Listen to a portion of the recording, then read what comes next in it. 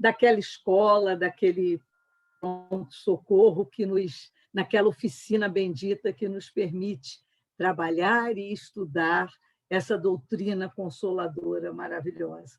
Então, é um prazer estar de volta à casa. Trago o abraço dos companheiros do Caminho Verdade e Vida, essa troca, esse novo normal aí nos ensinando agora a estarmos unidos, mesmo que virtualmente, que os nossos corações possam estar irmanados nessas vibrações de harmonia, de serenidade, como a página falou da necessidade, né, de desvincularmos das trevas para pensar em favor da luz e trazer a luz para o nosso redor.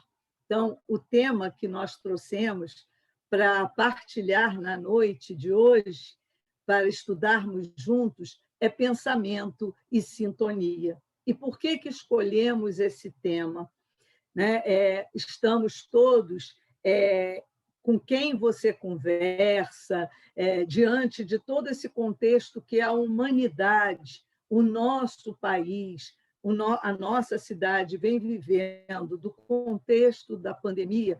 Algumas pessoas dizem: Estela, a sensação de que eu tenho é que o ano não acabou, nada mudou, a vida não mudou, né? Porque, como a gente conversava antes, praticamente desde março, nós cessamos inúmeras atividades, não só na nossa instituição espírita, né, no sentido do presencial, do aconchego, mas também da nossa vida de relações, da nossa vida social. Quanta coisa nós fomos modificando, nos privando, e, ao mesmo tempo, sendo encharcados e afetados por tantas informações e informações essas diversas, contraditórias, muitas vezes tendo uma conotação que é mais de desserviço,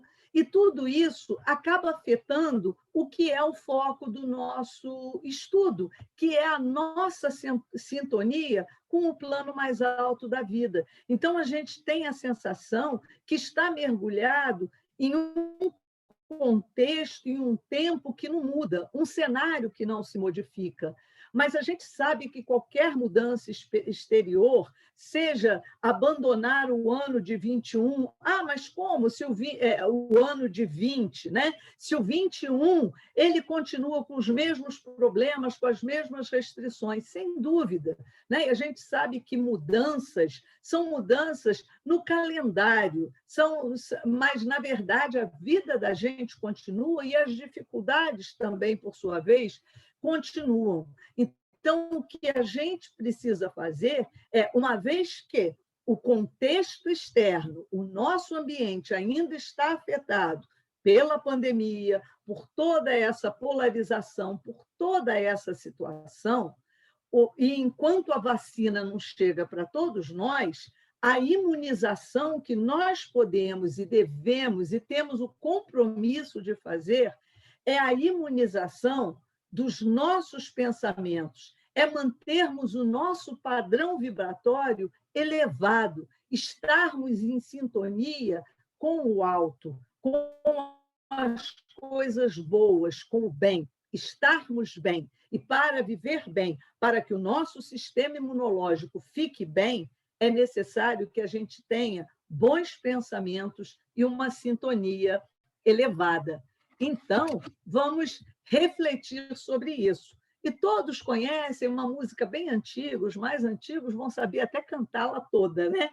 O pensamento parece uma coisa à toa, mas como é que a gente voa quando começa a pensar? Né? E a música fala: a felicidade foi embora e a saudade no meu peito ainda mora.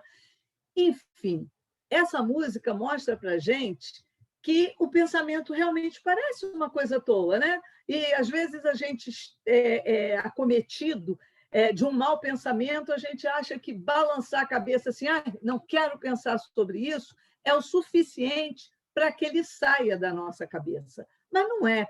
tão simples assim. Ele parece uma coisa à toa, mas como é que a gente voa? E pode voar para as cumeadas de luz, como pode também fazer um rasante, né? Um voo que nos leve às nossas sombras, a momentos e sentimentos que nos adoecem, que nos entristecem, e que essa sintonia acaba contaminando a outros que estão no caminho. Daí a necessidade de pensar e sintonizar com o bem, com o nobre, com aquilo que nos traz paz, aquilo que nos faz bem. E nós baseamos o estudo, né? E o tema pensamento, sintonia, nós vamos encontrá-lo na codificação. Em toda a obra básica e na complementar, nós vamos ser advertidos pela espiritualidade da importância de mantermos o bom pensamento. Então, importantes referências sobre a ação do pensamento. E começamos mostrando que no Livro dos Espíritos, na questão 459, quando Kardec pergunta qual a influência dos espíritos no nosso pensamento, os espíritos respondem: de ordinário, eles que vos dirigem. Então, olha a gravidade disso, porque com qual espírito eu estou sintonizando. Joana diz: cada um vive no clima que elege para si. Qual é o clima que eu estou elegendo para a minha vida? O que eu estou permitindo que penetre a minha casa mental, o conteúdo moral do qual eu estou me alimentando para sentir, para exteriorizar, somatizar esse conteúdo. Então, de ordinário, eles vos dirigem quem? Os espíritos. Então, diga-me com quem andas e eu te direi quem és. A vida inteira a gente ouviu isso, né? Principalmente em casa, mas todo mundo vai, deixa eu ir. Não, não é companhia. Olha, você vai ficar mal falado, diga com quem andas e eu vou te dizer quem é. A gente hoje sabe na doutrina, né? Através da doutrina, que é: diga-me o que pensas e eu te direi com quem andas. Então, a qualidade do que pensamos é determinante para a nossa saúde espiritual, para a nossa saúde física, a nossa saúde mental, ou seja, a saúde integral. E aí, né, a gente traz aqui só para a música diz: o pensamento parece uma coisa à toa, né? Mas como é que a gente voa? E aí, olha a situação, né? Estarás sempre pensando. Asseveram alguns estudiosos do pensamento que o indivíduo normal, em 24 horas, elabora cerca de 95.000 pensamentos. Num dia, gente, 95.000 pensamentos.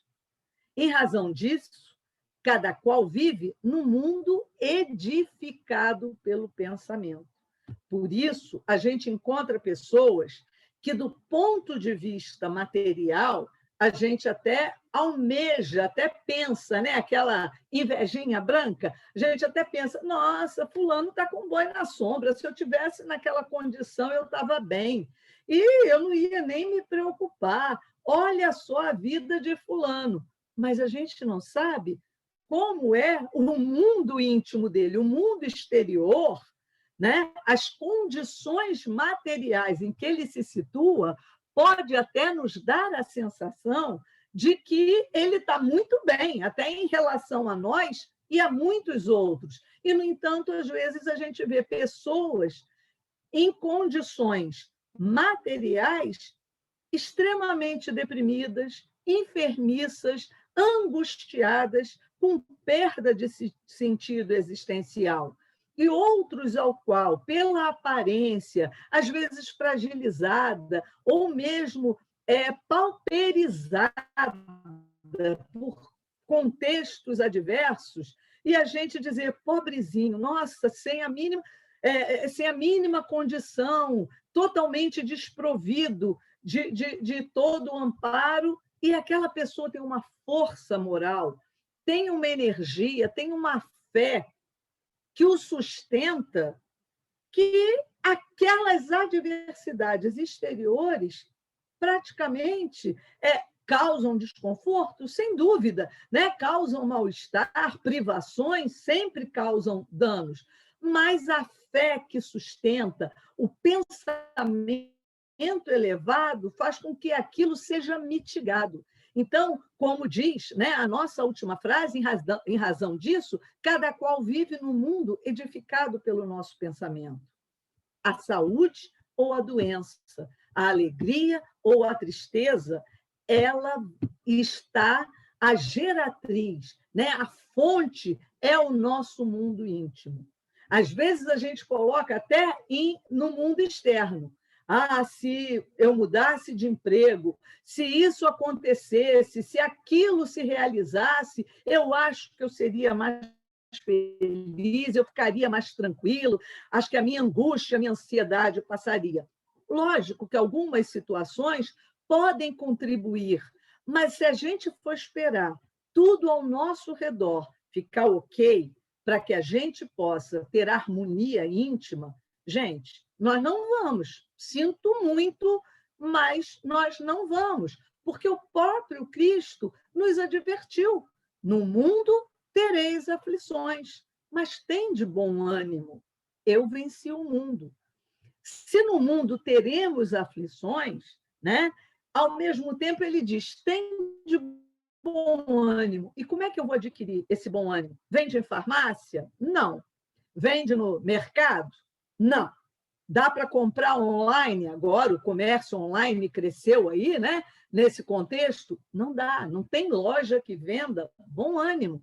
É força interior, é capacidade de elaborar frustrações, angústias, ansiedades, os pensamentos angustiantes, né? As enfermidades que trazemos no nosso mundo íntimo e a nossa herança enquanto espírito, que nós precisamos elaborar para ter bom ânimo, apesar das dificuldades que trazemos.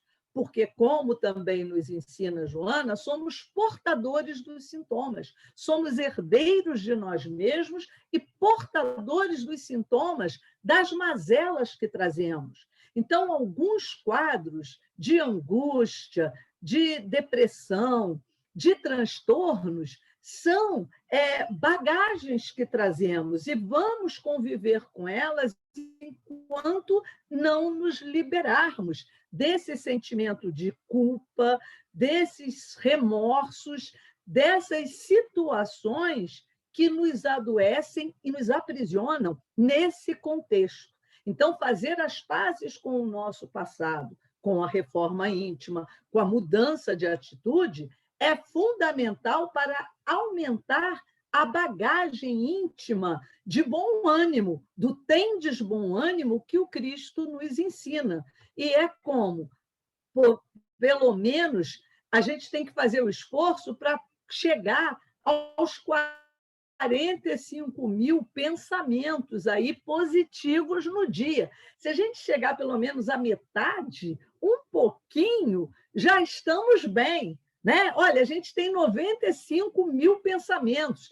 Se a pessoa ficar, ó vida, ó dia, ó mundo, só lamentando, né? E agora a gente tem motivo. Essa pandemia, eu detesto usar máscara, eu não aguento isso, eu vou gastar minha mão de tanto sabão, eu já estou com álcool ressecado, eu já estou píssica. A gente vê as pessoas reclamarem de tudo, e é lógico que a gente fala tanto em reforma íntima, e aí eu acho que a pandemia está nos ensinando o quão difícil realmente é fazer reforma íntima. Porque tem gente que até hoje ainda não aprendeu a usar máscara, não aprendeu a lavar a mão e ter cuidados consigo e com o próximo. Né? Hábitos básicos de saúde, como o distanciamento. Tem gente que diz, mas eu não consigo, é desconfortável.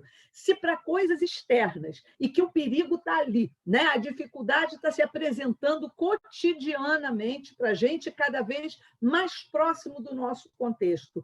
É tão difícil adquirirmos esses hábitos de proteção e cuidado. Imagina aquela reforma íntima, aquela mudança íntima que vai mudar, né? Que vai promover uma qualidade de pensamento, de sintonia, de hábitos e atitudes que nos libertarão dessas dores, dessas angústias, dessa carga, dessa herança que trazemos do passado. A gente diz que a encarnação é uma escola, né? Reencarnar é estar na Terra, nessa escola bendita para o aprendizado, mas que alunos difíceis nós somos, né? Quão difícil é para nós essa mudança. E essa mudança só vai acontecer de dentro para fora. Então, cada um vai viver no mundo que o pensamento edifica. Então, pensamento e bem-estar. Todo mundo quer o bem-estar, né? Todo mundo quer ser feliz. É a nossa destinação buscar a felicidade, mesmo sabendo que ela é relativa, porque o próprio mestre nos disse que a felicidade não é desse mundo. E essa felicidade dourada, como diz o Evangelho, que nós sonhamos, ela está longe de ser o que é a verdadeira felicidade, que é a plenitude do bem, do amor em nós, é nos convertermos em parte desse grande amor, porque Deus é o amor, esse amor que cobre a multidão dos pecados. À medida em que vamos evoluindo, nós vamos nos aproximando desse amor, nos tornando amorosos, não no sentido do trato mais meigo ou amoroso, mas uma amorosidade no sentido de consistência, de ser parte da nossa essência. Então, pensamento e bem-estar têm tudo a ver e nós precisamos entrar nessa sintonia, né? E aí, olha o que nós encontramos nas obras complementares que, ao fim, estarão elencadas. A força dinâmica geradora e mantenedora do universo é o divino pensamento. Através do pensamento, o ser humano expressa-se por intermédio de complexas engrenagens que estruturam em linguagens variadas e ações realizadoras. Bem pensar é a elevada forma de viver. Porque se nós formos olhar o nosso pensamento, né, as sinapses, todo o funcionamento do nosso cérebro é uma estrutura complexa, são engrenagens complexas, né, com variadas ações, mas a sede do espírito, do nosso sentir, dos sentimentos, da nossa emoção, está na nossa mente. E aí, bem pensar é a elevada forma de viver, né? Nós precisamos buscar o bom pensamento.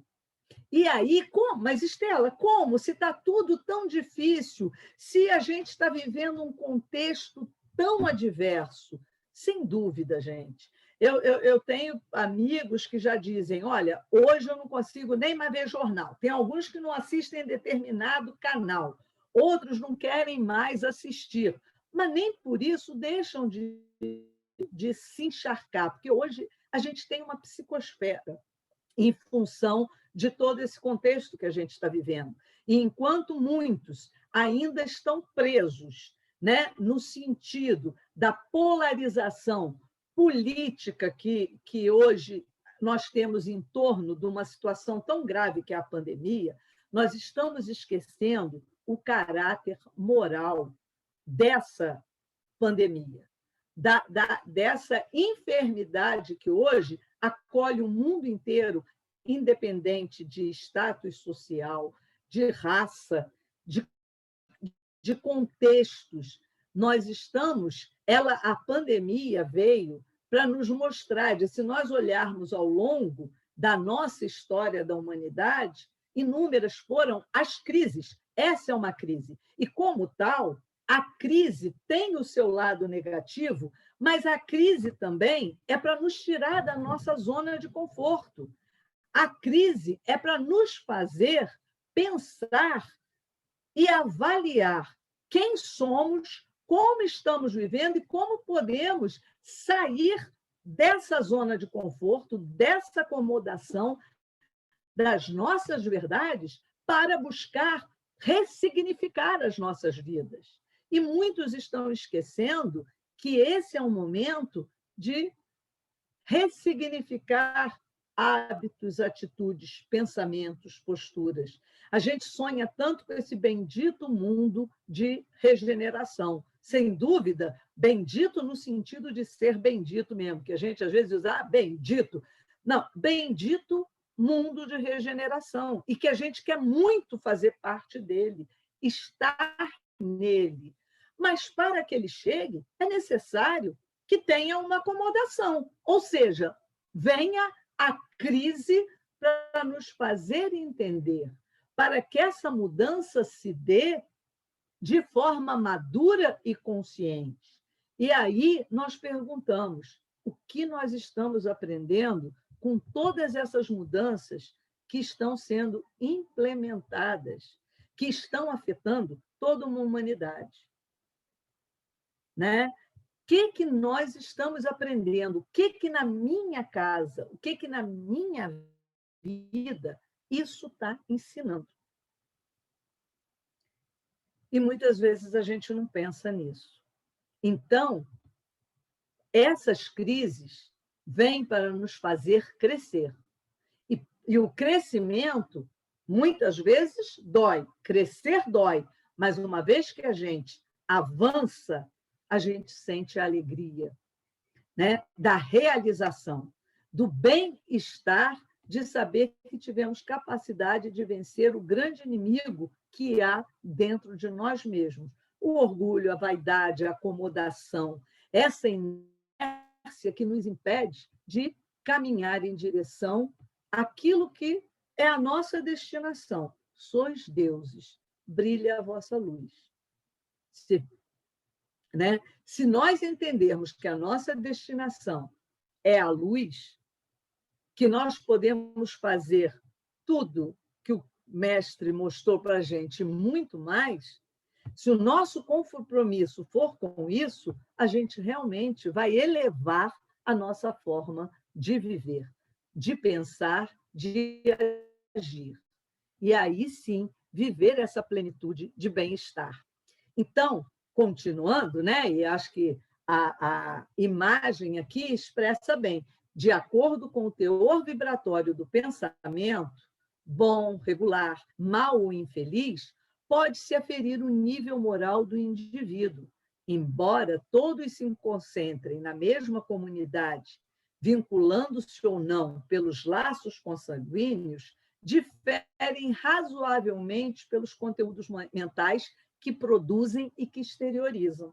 E aí a gente vê aquela cabeça, né, com o mais e uma cabeça com menos. E como é que a gente percebe isso? Tem pessoas que a gente chega perto e se sente bem, se sente acolhido pelo teor da conversa, pelo teor da vibração, pelo sorriso, pelo olhar. Tem pessoas que não precisam falar nada, mas tem um olhar que acolhe. Por quê? Ele está positivo, né? Está ali. É mais. É alguém que exterioriza um mundo íntimo de positividade, de alegria, de bem-estar. Está vivendo as mesmas dificuldades? Está passando por dores? Cada um de nós vive as nossas lutas sem que o outro saiba, às vezes dentro da nossa própria casa. Aquilo que se passa e que nos fere no mundo íntimo, muitas vezes não é sabido pelo que está do nosso lado. Partilhando a refeição, a mesa, a cama, o teto. Então, outros têm uma capacidade, por essa baixa vibração, essa sintonia infeliz, de até afastar. É alguém que a gente não quer estar perto, é alguém que a gente sente desconforto muitas vezes quando se aproxima. Por quê? Pelo teor. Os espíritos, a linguagem dos espíritos é a linguagem do pensamento, é da energia que nós emanamos. Você não precisa dizer nada, mas você sente quando, como a gente popularmente diz, é uma pessoa do bem ou uma pessoa não tanto do bem, pela energia que aquela pessoa exala, que ela libera no contato com o outro. E, às vezes, ainda quando verbaliza, é só negatividade, só agressão, só mal-estar que faz com que a gente adoeça também. Ele consegue adoecer o ambiente. Então, nós temos que ter cuidado com isso, porque isso gera o quê? Viciações mentais. Viciações. Né? Como eu disse no início, cada um vive no mundo que elege para si, que escolhe para viver, diz Joana. Então, no mundo mental, proliferam os sentimentos e anseios de cada criatura.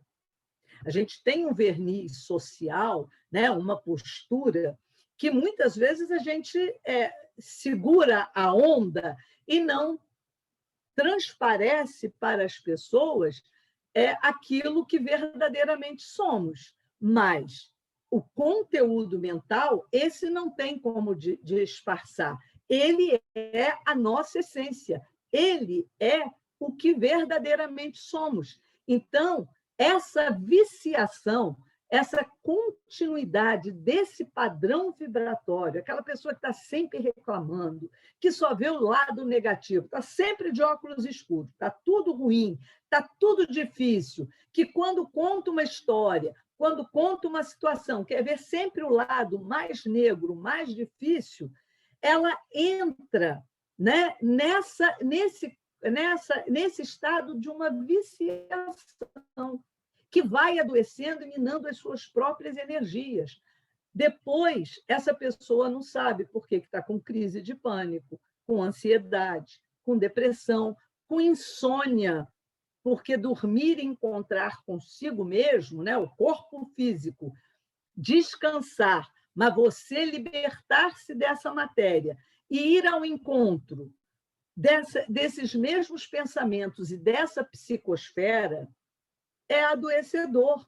Então, a gente fica com insônia, muitas vezes, como um mecanismo de defesa. Mas a gente sabe que a insônia nos faz muito mal, gerando hipertensão, gerando transtornos emocionais, né? Gerando diabetes e uma série de doenças, porque não é saudável. O corpo precisa do descanso, mas o esgotamento acaba gerando isso.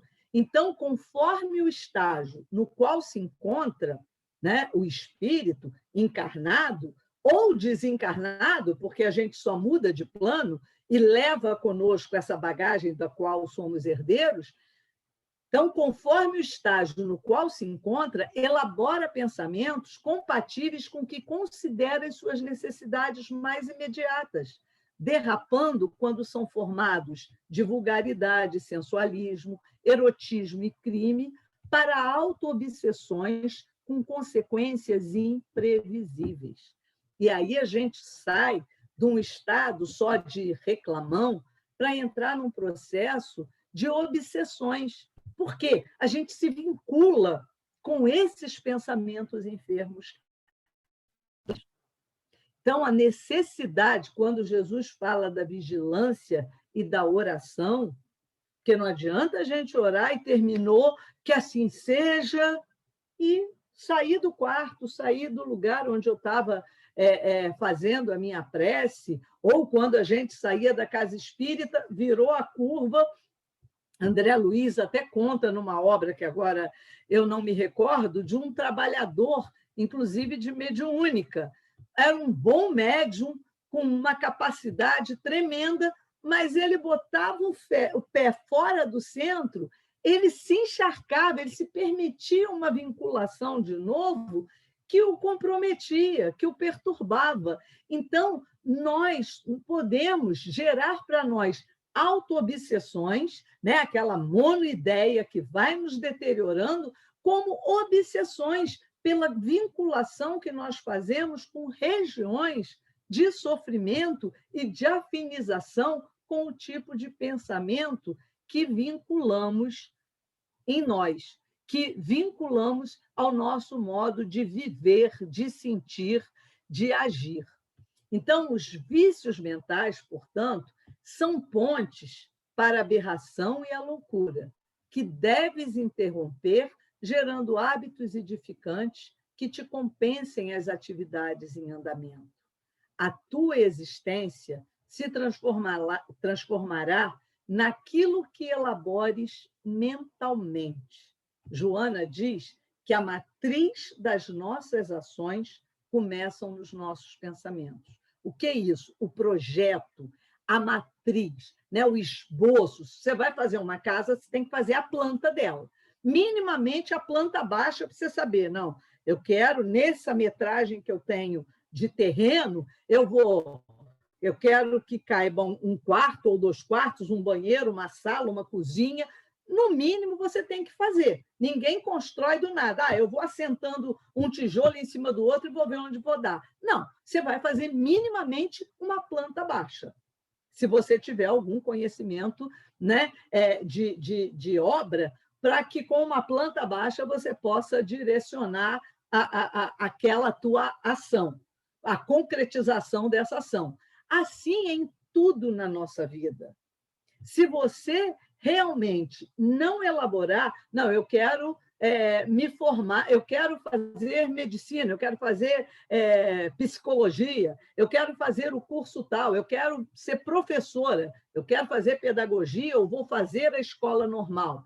Você tem que passar pelas disciplinas, concretizar, aí depois você se vê dando aula. Mas até você imaginar, você tem uma etapa. Então, quando ela diz que a matriz das nossas ações começam no nosso pensamento, para eu materializar aquilo que eu desejo, seja lá dar aula, seja construir a minha casa, fazer qualquer coisa na nossa vida, eu comecei no meu pensamento. Então, gente, olha a qualidade do que nós estamos pensando. Porque se eu penso bem, eu vou viver bem. Se eu penso mal, eu vou viver mal. Né? Por quê? Porque eu estou alimentando o meu pensamento disso. E aí, Joana, né, nos ensina isso claramente. Então, olha, a nossa existência se transformará naquilo que elabores mentalmente. Não dê tréguas aos pensamentos viciosos a que te aferras, gerando fontes de bem-estar e confiança de que alcançarás a felicidade a que te está destinada. Então, a felicidade que nos está destinada, lembrando, a felicidade do bem-estar, aquela felicidade que Jesus fala, porque se a gente colocar a nossa felicidade em conquista só de coisas materiais, por mais que elas nos alegrem, seja também, né, ter ambição na vida, no sentido não de uma coisa desmedida que nos remova de valores éticos e morais, não, isso a gente sabe que é adoecedor. Mas você querer crescer é da nossa lei de evolução, é necessário até que o ser humano tenha desejos, tenha projetos para a sua vida. Então, não dê trégua a pensamentos viciosos, porque eles podem nos adoecer.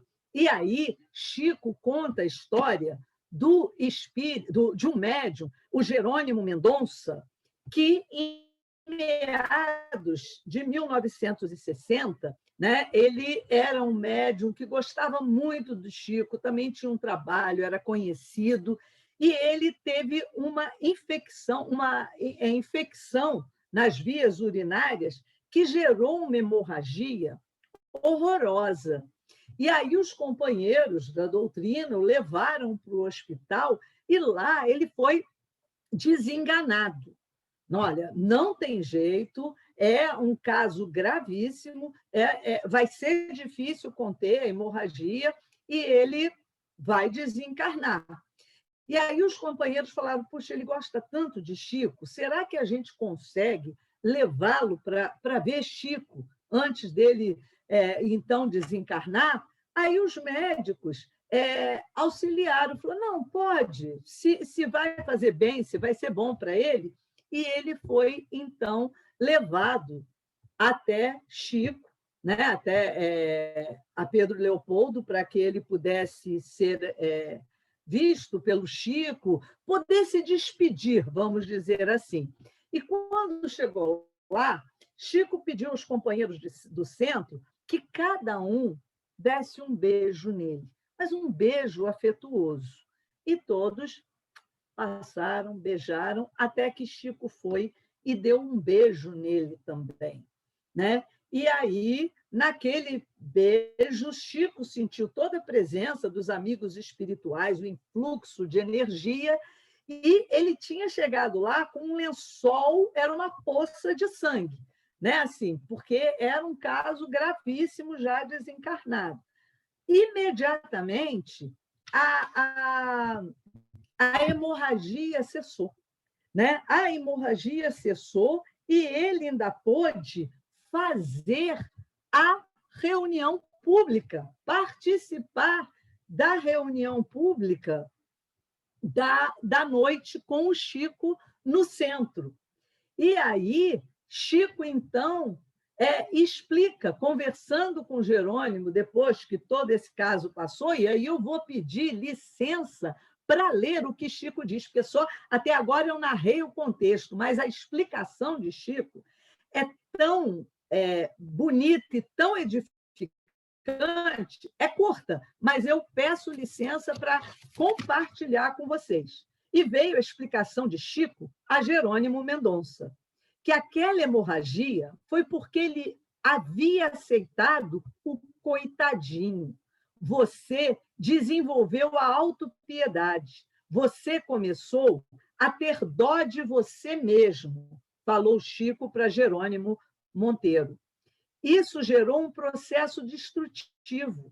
O seu pensamento negativo, fluidicamente, interferiu no seu corpo físico, gerando lesão. Vença o coitadinho e tenha bom ânimo. Aí já é a mensagem para nós, né? Então, olha só, o Chico falou, meu irmão, você aceitou a enfermidade e, ai, coitado de mim, ai, meu Deus, quantas vezes nós não usamos essa síndrome do, né, coitadinho? Ai, coitado de mim, quem sou eu? Ai, meu Deus, eu estou muito mal. O médico manda a gente fazer uma restrição. Olha, eu estou muito doente. Às vezes, por uma carência, o médico manda a gente moderar alguma coisa, o médico me proibiu, eu não posso mais fazer isso, porque eu estou muito doente. Ou seja, a gente absorve essa síndrome do coitadinho. E aí a página diz, né? Vença o coitadinho, tenha bom ânimo, alegre-se, cante, brinque, para que os outros não sintam piedade de você. Seguiu o conselho e viveu quase mais 30 anos após o acontecido. Que essa história nos seja um exemplo para que nos momentos difíceis tenhamos bom ânimo, vencendo nossa tendência natural de autopiedade e esmorecimento. Gente, quando eu me deparei com essa página, eu falei, caramba, porque quantas vezes a gente já não fez isso, né? Já não se colocou como coitadinho. Então, a gente precisa aprender a mudar a nossa sintonia e não agasalhar a síndrome do coitadinho, ou seja, não dar trégua aos pensamentos viciosos, porque o pensamento do mestre, né? E aí a gente como é que a gente muda isso? Como é que a gente sai do quadro de coitadinho para um quadro que a gente busque o bem, que a gente busque o amor? Né? O pensamento do mestre exarado no texto busca primeiro o reino de Deus e a sua justiça, e tudo mais será acrescentado, deve fazer parte das tuas reflexões mentais, facultando-te o exercício dos pensamentos edificantes e portadores de alta carga de alegria e fraternidade.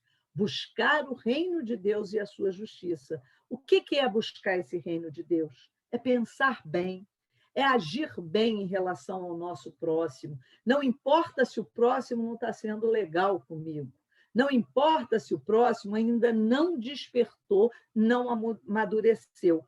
Não entendeu ainda o significado, o sentido de viver em harmonia, em comunhão. Mas eu tenho que buscar o reino de Deus e a justiça dele, o seu amor, e tudo mais nos será acrescentado.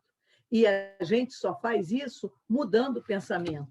E aí é um looping. Quanto mais eu penso bem e elevado, mais eu me encharco e mudo a minha vibração.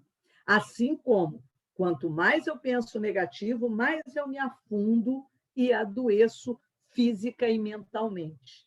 Então, buscar o reino de Deus é buscar o bem, é buscar a luz. Habitua-te, portanto, a bem pensar, né? A pensar bem, a fim de que o bem se te instale na mente e se derrame pelo coração através dos teus lábios, que ensinem, orientem, e das tuas mãos que socorram e dignifiquem. Todos nós que já conhecemos essa doutrina consoladora, essa doutrina de luz, que é a doutrina espírita, que temos a bênção de ter o Evangelho nas nossas mãos, ainda com a cola, né? Com a explicação dos espíritos, para que entendamos, no mais amplo sentido, os ensinos do mestre, as suas lições, temos o dever de pensar bem, mesmo que a dor e a adversidade nos visitem. É sempre pensar positivo, né? E aí tem aquela música do Chico. Apesar de você, amanhã há de ser outro dia. Né? Essa música tem que ser para nós, apesar de nós. Não é? Quando a gente canta, era uma música de protesto, de um contexto, mas apesar de você, a gente começa aplicando em nós. Apesar de nós, amanhã há de ser um outro dia. Toda noite encerra um dia de luta para renascer o sol, a luz da esperança e da confiança em nossos corações. Então, meus irmãos, mantenhamos as boas vibrações, mantenhamos a fé, o auxílio da prece, a esperança de que os dias melhores virão e que eles estão em semente no nosso íntimo, aguardando a rega da fé e da confiança para darem frutos. É como na parábola do semeador. A boa semente que cai numa boa mente frutifica e dá bons frutos de amor e de saúde integral. A má semente que cai em solos de espinheiro, de uma mente obscura e angustiada, vai trazer dor e sofrimento. Então, que a gente abra os nossos corações para o bem, para a paz e para a luz. E aqui estão as obras consultadas, né? O Livro dos Espíritos, no capítulo 9, o livro Nascente de Bênçãos e Atitudes Renovadas da nossa querida Joana de Ângeles. E agora eu convido a todos para essa Mensagem final aqui. Feche os olhos agora e pense algo bom. Vamos sair desse padrão vibratório negativo e fechar os nossos olhos. Não precisa ser especialmente ou imediatamente, mas no momento de angústia, quando as dores nos visitarem, fecha os olhos e pensa em algo bom. Imagina um lugar ou uma coisa que a gente quer muito, de bom, de positivo, e vamos nos transferir para lá. E lá será o nosso refúgio, o nosso lugar de paz. Muita luz para todos. Que Jesus nos abençoe.